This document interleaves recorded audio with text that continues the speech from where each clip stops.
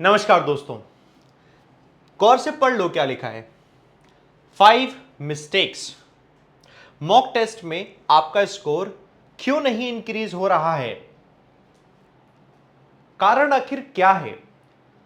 ये जो सवाल है, अगर ये आपके मन में आता है ना बार बार, इसका मतलब आप डेडिकेटेड तो हैं, मेहनत तो कर रहे हैं, मॉक भी लगा रहे हैं, स्कोर इंप्रूव नहीं हो रहा है। इसकी 5 मिस्टेक्स आज दोस्तों इस वीडियो में मैं आपको बताऊंगा। बड़े ध्यान से गौर से सुनिएगा, उन मिस्टेक्स को सुधारेंगे कैसे ये भी मैं आपको बताऊंगा। दोस्तों, एक स्टूडेंट जब मेरे पास आता है ना, और वो बिल्कुल एकदम शुरुआत से आता है, तो वो पूछता है कि कैसे पढ़ना है। तो मैं उसे बताता हूं कि एक काम करो, पहले चैप्टर को पढ़ो बेसिक से। चैप्टर बेसिक से पढ़ा तो उसके कॉन्सेप्ट पढ़ लिए। कॉन्सेप्ट पढ़ने के बाद क्वेश्चंस करो उस चैप्टर के। क्वेश्चंस किए, अब दूसरा चैप्टर पढ़ो, उसके क्वेश्चंस करो, तीसरा चैप्टर पढ़ो, उसके क्वेश्चंस करो। ये क्वेश्चंस किए ना, उसके बाद मिक्स्ड सभी चैप्टर्स के क्वेश्चंस करो। और इस सबसे क्या होता है, उस बच्चे का बेसिक जो होता है वो स्ट्रांग हो जाता है। उसके बाद वो बच्चा आता है मॉक पेपर को सॉल्व करने के लिए, जहां पर सिर्फ कुछ ही चैप्टर्स नहीं, इनफैक्ट कंप्लीट पूरे सब्जेक्ट के क्वेश्चंस होता है। और वहां पर दोस्तों वो एनालाइज करता है कि कितना उसे याद है, कितना नहीं। तब दोस्तों कुछ गलतियां उससे ऐसी होती हैं जो उसने तब नहीं करी थी जब वो चैप्टर वाइज सॉल्व कर रहा था। बताता हूं गलती क्या हो जाती है। पहली गलती, सभी लोग देखना बड़े ध्यान से, नॉट रिव्यूइंग रॉन्ग आंसर्स। गलत आंसर को रिव्यू ना करना। ये रिव्यू का मतलब मैं बताता हूं। जब आप एक चैप्टर को पढ़ रहे होते हो ना बेसिक से, उस वक्त जब मैं आपसे कहता हूं कि इसके क्वेश्चंस लगाओ, आप उसके क्वेश्चन लगाते हैं, और वहां जो क्वेश्चन नहीं आता वहां ब्रेनस्टॉर्मिंग करते हैं, वहां आप मुझसे डाउट पूछते हैं, वहां टीचर से डाउट पूछने के साथ साथ आप खुद से भी चेक करते हैं कि इसका आंसर क्या होगा और क्यों होगा, सोल्यूशन कैसे होगा, मैथ से तो क्यों ऐसे कैसे सॉल्व होगा, ये आप खुद से देखते हो। चैप्टर वाइज आप ये करते हो, पर जब ये मॉक आता है ना, मॉक में हम इसे इग्नोर कर देते हैं। हम पता है क्या करते हैं, हम देखते हैं अच्छा ये क्वेश्चन था, इस क्वेश्चन को ऐसे सॉल्व करना था, सॉल्व करने का तरीका देख लिया, ओके आगे बढ़ गए। नहीं, यहां तक बात नहीं, यहां तक बात पूरी खराब है। अब क्या करना है, आपको रिव्यू करने का मतलब गलत हुआ तो क्यों गलत हुआ, ये क्यों का जवाब ढूंढना है। इस क्यों में ही सारा राज दोस्तों जुड़ा हुआ है। अगर ये गलत इसलिए हुआ कि आपको आता नहीं था, तो दोस्तों कोई प्रॉब्लम नहीं है। अगर आता नहीं था ना दोस्तों, तो आपने तो सीख लिया है, सॉल्व करके सॉल्यूशन मिल जाएगा। लेकिन गलत इसलिए हुआ था क्योंकि आपको लगता था यार, डाउट में थे, आपको लगता था कि ये हो जाएगा, ये हो जाएगा। अगर ये डाउट वाला है तो दोस्तों बहुत सोचने वाली बात है, डाउट वाले आंसर मत लगाया करो, उसको तो मानो कि आपको आता ही नहीं है। ये डाउट में आपका जो दोस्तों गलत होता है ना, और गलत डाउट में होने में आपका कुछ सीखने को नहीं मिलता, क्योंकि आपको अंदर से लगता है मुझे आता तो है, आता तो है, दिमाग को कहते हैं हम आता तो है, आता तो है, बट असल में वो आता नहीं क्योंकि डाउट में था। और तीसरा रीजन होता है दोस्तों, हमने इसमें लगाया तुक्का, हमने इसमें लगाया तुक्का, आउट कर देते, क्योंकि मिनिमम जो है मैथ्स में 35 है तो 35 में से 25 तो करके आने ही आने हैं, या कम से कम 20-25 क्वेश्चन तो करूं मैं। इंग्लिश में 30 में से कुछ नहीं तो 20-25 क्वेश्चन तो करूं। अरे ये गड़बड़ हो जाती है। आप ऐसा कभी मत करो, रिव्यू जरूर करो, आपका रॉन्ग आंसर क्यों हुआ और रीजन ऐसा है, आता नहीं था तो आपको पढ़ना है, और डाउट में है तो भी आपको पढ़ना है, और तुक्का लगाया था तो आपको ध्यान रखना अगली बार तुक्का नहीं लगाना है। जितना आता है उतना करोगे बाबू, आप आगे बढ़ते जाओगे, तुक्का नहीं लगाना है। यह पहली मिस्टेक है दोस्तों, और हर एक स्टूडेंट, हर एक एस्पिरेंट से मिस्टेक होती है, उसको हमें ऐसे करके सुधारना भी है।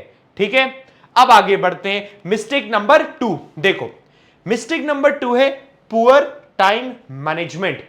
जब हम किसी एक चैप्टर को पढ़ते हैं और उस चैप्टर के बाद उसके क्वेश्चन सॉल्व करते हैं, वहां पर हम टाइम को ध्यान ही नहीं देते, क्योंकि वहां हमारा पर्पस होता है कि क्वेश्चन को सही तरीके से सॉल्व किया जाए। बट मॉक पेपर लगाओगे, बैंक एग्जाम के मॉक पेपर में, प्रीलिम्स में 20 मिनट मिलेंगे, 20 मिनट में आपको पूरा पेपर करना है एक सब्जेक्ट का, 20 मिनट में दूसरे का और 20 मिनट में तीसरे का। तो यहां तो टाइम पता है ना आपको, ये टाइम मैनेज करना जरूरी है। गलती क्या हो जाती है? एग्जाम्पल आपको मैं इंग्लिश का देता हूं कि रीडिंग कॉम्प्रिहेंशन है जिसमें से दोस्तों 6 क्वेश्चन पूछे गए, तो कितना टाइम दें इसमें आपको 4 मिनट से ज्यादा देना ही नहीं है, 4 मिनट से ज्यादा देना ही नहीं है। और अगर आपने यह 4 मिनट से ज्यादा दिया तो वो क्वेश्चन जो बाकी हैं आपके छूट जाएंगे। 20 मिनट में पूरा करना है।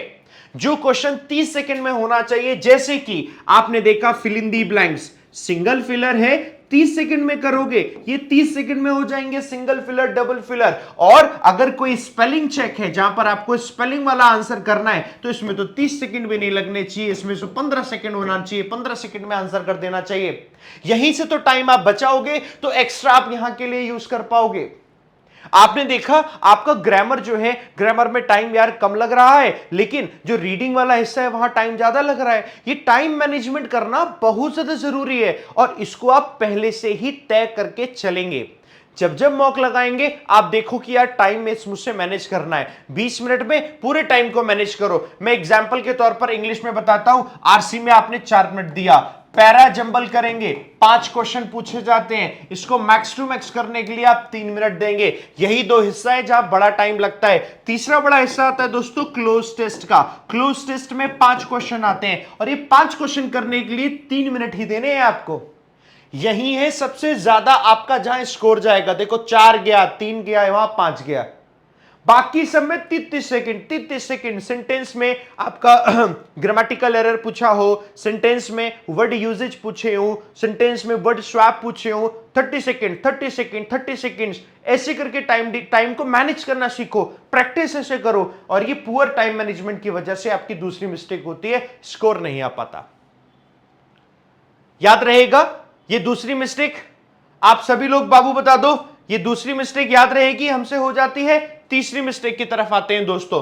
तीसरी मिस्टेक है इग्नोरिंग वीक एरियाज। हम अपने वीक एरियाज को इग्नोर करते जाते हैं लगातार, हमें पता ही नहीं होता। अब बताना ऐसा करते हो कि नहीं? आपको लगता है यार आरसी मुझसे नहीं होता, छोड़ो छोड़ो आरसी को छोड़ो, बाकी तो हो रहा है। हाँ हाँ ग्रामर हो रही है, ग्रामर 10 क्वेश्चन ग्रामर के आ रहे हैं, 10 में से आपको अच्छा एक काम करता हूं मैं, 4-5 तो यहां से हो जाते हैं और 2-3 तुक्का लगा लेता हूं, 7 तक पहुंच जाते हैं। तो आप अपनी एबिलिटी 5 नहीं मान रहे हो, आप 7 मान रहे हो।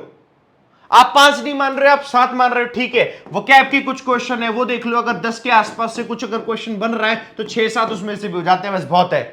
टोटल मिलाकर हो गए, कभी 13 मार्क्स आ गए, कभी 15 मार्क्स आ गए, कभी कम रह गए। हम अपने वीक एरिया को नहीं देखते हैं।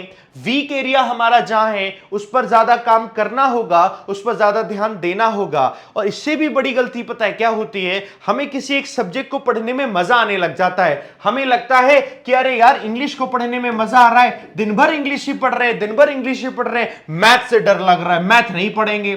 ऐसे ही वाइस वर्सा है, मैथ को करने में मजा आ रहा है तो दिन भर मैथ कर रहे हैं, इंग्लिश से डर लग रहा है तो इंग्लिश नहीं पढ़ेंगे। अरे नहीं पढ़ोगे तो स्कोर कैसे आएगा? और वो समय थोड़ी ना है कि एक में ही स्कोर कर लिया और आपका सिलेक्शन हो जाएगा। हमें अपने वीक एरियाज को पकड़ना पड़ेगा और जो वीक एरियाज हैं उसको सीखना पड़ेगा।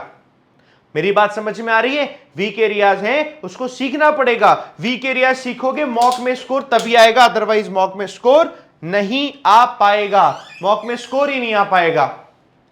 ये हमारी mistake number 3। Come to mistake number 4।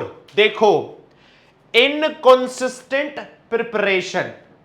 ये मॉक में जो स्कोर आता है इसका इंपैक्ट आपकी प्रिपरेशन से पूरा का पूरा जुड़ा हुआ है। इनकंसिस्टेंट बताता हूं, कई बार एस्पिरेंट मुझे मिलते हैं, कहते हैं मैं 5 साल से तैयारी कर रहा हूं, 5 साल से तैयारी कर रही हूं। मैं सुन के शॉक्ड हो जाता हूं, मुझे खुद से दुख लगता है कि 5 साल निकल गए इसके। कौन सी सही डायरेक्शन नहीं मिल पाई कि 5 साल निकल गए? ये बैंक का छोटा सा एग्जाम ये नहीं निकल पाया, 5 साल चले गए। इसका सबसे बड़ा रीजन है इनकंसिस्टेंट प्रिपरेशन। ये इनकंसिस्टेंट प्रिपरेशन 2 महीने पढ़ाई हुई, फिर 2 महीने गैप हो गया, 1 महीने गैप हो गया, फिर पढ़ाई हुई, फिर गैप हो गया, फिर पढ़ाई हुई, फिर गैप हो गया। ये कंपटीशन है दोस्तों। यहां अगर आप 4 दिन रुक जाते हो तो आप 40 दिन पीछे हो जाते हो, क्योंकि उस 4 दिन में 4 सब्जेक्ट हैं। उन 4 सब्जेक्ट की न जाने कितनी क्लास हो चुकी है, क्योंकि वो आगे बढ़ चुके हैं और हजारों की संख्या में बच्चे पढ़ चुके हैं, वो आपसे आगे हो चुके हैं। आपको उनसे आगे निकलना है, तब सिलेक्शन होगा। ये 10वीं का 12वीं का एग्जाम थोड़ी ना है कि 60% लिया है, फर्स्ट डिवीजन आ गई। उनसे आगे निकलना पड़ेगा। जो 4 दिन आपने छुट्टी करी, 4 दिन में वो पढ़ गए, तो दोस्तों सोच के चलो 1-1 महीने के गैप में खराब हो जाता है। ये इनकंसिस्टेंट प्रिपरेशन सबसे खराब है। और इससे भी बड़ी खराब पता है सिचुएशन क्या आती है? स्टूडेंट ना ऐसे काम करते हैं कि एक काम करते हैं, हम पूरे के पूरे जो भी टाइम ड्यूरेशन आप पढ़ रहे हो, आपने कहा कि यार हम ना 3 घंटे दे रहे हैं पढ़ाई के लिए फॉर एग्जाम्पल, और इन 3 घंटों में आपको लगता है 1 घंटा हमने पढ़ा मैथ्स, 1 घंटा हमने पढ़ा रीजनिंग और 1 घंटा हमने पढ़ा इंग्लिश। व्हाट अबाउट जीए? पढ़ लेंगे। गड़बड़ हो गई यहीं पर ही सारी। चलो प्रीलिम्स की तैयारी कर रहे हैं, इस 3 घंटे में ये काम करने लग गए, मैथ में मजा आ गया, ये इनकंसिस्टेंट। आज मैथ कर ली, पूरे के पूरे 2 घंटे मैथ कर ली और थोड़ी सी कर ली रीजनिंग। दूसरे दिन रीजनिंग कर ली और मैथ कर ली। तीसरे दिन फिर मैथ कर ली, रीजनिंग कर ली। इंग्लिश 3 दिन से पढ़ी नहीं, समझ में भी नहीं आ रही और समझने का मन भी नहीं कर रहा। तो लाओ यार समझ में आता है, एक काम करो, मैथ को ही पहले स्ट्रॉन्ग कर लेते हैं, रीजनिंग को पहले स्ट्रॉन्ग कर लेते हैं, इंग्लिश को फिर स्ट्रॉन्ग कर लेंगे। ये करने के चक्कर में हमारी प्रिपरेशन कंसिस्टेंट नहीं रह पाती और इनकंसिस्टेंट प्रिपरेशन की वजह से मॉक में स्कोर नहीं आ पाता। हम ये बहुत बड़ी गलती करते हैं। ऐसा बाबू आपको नहीं करना है। स्टूडेंट्स के कई साल दर साल बीतते चले जाते हैं, खराब हो जाते हैं, मुझे बहुत दुख होता है। और शायद अभी वो बच्चे मुझे देख रहे होंगे जो मुझे कॉल करते हैं। बहुत दुख होता है ये बात जब मैं सुनता हूं। और मैं सोल्यूशन क्या दे सकता हूं कि आप पढ़ो, आप कंसिस्टेंट रहिए, और कोई ऑप्शन नहीं है।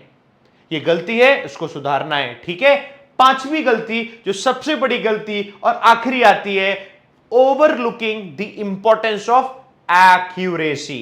बैंक एग्जाम पूरे तरीके से एक्यूरेसी पे डिपेंड रहता है। हमारे दिमाग में होता है, अच्छा पिछले साल कट ऑफ क्या गई थी? ओ पिछले साल कट ऑफ तो पीओ की 100 में से 62 गई थी, यानी कि इतना तो स्कोर करना ही करना है। अरे करना है, लेकिन जबरन नहीं करना है। आपको आता नहीं है तो भी आप कर रहे हो, आपकी नेगेटिव मार्किंग वहां होती है और नेगेटिव मार्किंग के चक्कर में सब खराब हो जाता है। हम एक्यूरेसी पे ध्यान ना देते हुए हम क्या करते, लाओ ये भी स्कोर कर दे, ये भी कर दे, ये भी कर दे, ये भी कर दे, और गड़बड़ हो जाते हैं, उसमें से सारा खेल खराब। जब स्टूडेंट एग्जाम देकर आता है ना एग्जाम हॉल से बाहर, यूजुअली मैं खड़ा रहता हूं सेंटर पर, मैं पूछता हूं कैसा गया पेपर। तो दोस्तों पता चलता है मुझे, पहली शिफ्ट में बच्चे ने कहा अरे सर इंग्लिश तो बढ़िया हो गया, 30 में से कितने करके आया? अरे 28 कराए सर। सिलेक्शन लेते हुए मैंने इस बच्चे को कभी नहीं देखा है, लेकिन इसके 28 बोलने पर YouTube पर मैं दिखा रहा हूं, इसने बोला 28, मैं भी सुन रहा हूं, मैंने कहा अच्छा कर लिया, क्या हो सकता है होशियार हो। उसके 28 के चक्कर में अगली शिफ्ट के ऊपर जो बच्चा है उसके अंदर प्रेशर डेवलप हो जाता है। बल्कि मैं कहता हूं कि प्रेशर नहीं लेना है, आपको जितना आता है आप उतना करना। आपको लगता है कि 20 आ रहे हैं, 20 करो, हो सकता है आपकी शिफ्ट में पेपर डिफिकल्ट हो, आपका मॉक टेस्ट डिफिकल्ट हो, आपको जितना आता है उतना करो। अगर आप 20 करोगे 100% एक्यूरेसी के साथ, और इसने 28 करे, इसकी एक्यूरेसी 100% नहीं है, चांसेस है कि आपका सिलेक्शन हो जाएगा, उसका नहीं। नॉर्मलाइजेशन होता है बैंक एग्जाम्स में, ये नॉर्मलाइजेशन से यही बेनिफिट होता है, चाहे किसी का पेपर डिफिकल्ट हो चाहे इजी हो, सबको बराबर हो जाता है, फिर कम वाले के ज्यादा मार्क्स हो जाते हैं। इसीलिए ध्यान रखिए, ये एक्यूरेसी का बहुत बड़ा रोल है। ये 5 चीजें अगर आप ध्यान रखेंगे, यकीन मानिए आपका सिलेक्शन होने से कोई नहीं रोक सकता है। मैंने कोशिश करी है आपके लिए वीडियो अच्छे से बनाने की और आप लोगों को दोस्तों एक मदद करने की। करिए, बढ़िया से प्रैक्टिस करिए, 5 चीजें मैंने आपको बताई हैं। बाकी टेस्ट सीरीज अगर आपको लगानी है, मॉक पेपर लगाने हैं, तो टीम एवीपी के जो मैंने, अरुण सर ने, पुनीत सर ने, अभिजीत सर ने बनाए हैं, आप उन्हें परचेस कर लीजिए। 500 रुपए के 2 दिन के लिए ऑफर वैलिडिटी भी है ना। टीम एवीपी की टेस्ट सीरीज 499 रुपए, 23 मई 24 मई के लिए, सारे एग्जाम्स के लिए। डिस्क्रिप्शन में लिंक है, आप जाकर उसे परचेस कर लीजिए, यह आपको बड़ी हेल्प करेगा। और आपके पास अगर टेस्ट सीरीज है तो दोस्तों वही इंप्लीमेंट करिए जो मैंने बताया है, करिए एक बार इंप्लीमेंट। कहीं कोई परेशानी, कोई दिक्कत आए बताइएगा, ठीक है? ये जरूर करिए। कोई प्रॉब्लम आए बताइएगा। जिनके पास टेस्ट सीरीज नहीं है वो टेस्ट सीरीज ले लेना। ये मैं आपको बता रहा हूं, एडवाइस दे रहा हूं, हमसे पढ़ने में आपको अच्छा लगता हो। पिछली साल भी नंबर 1 जो व्यक्ति आया था ऑल इंडिया रैंक 1, वो भी हमारे ही बैच से था, अमित मंडल, जिसके साथ हम लोगों ने वीडियो करा अलग अलग तरीके से, ताकि आप सब तक इंफॉर्मेशन पहुंच जाए। अगली बात, ऑल इंडिया रैंक 1 हो चाहे फाइनल सिलेक्शन हो, आप जो वीडियो देख रहे हैं मन में तो आप होने चाहिए, बस दैट्स इट। गलती अब नहीं करेंगे, सिलेक्शन लेंगे फाइनल। अच्छी लगी एडवाइस तो लाइक बटन पे प्रेस कर देना दोस्तों, और मिलते हैं आपसे अगली वीडियो में। ऑल दी बेस्ट दोस्तों, जय हिंद, जय भारत।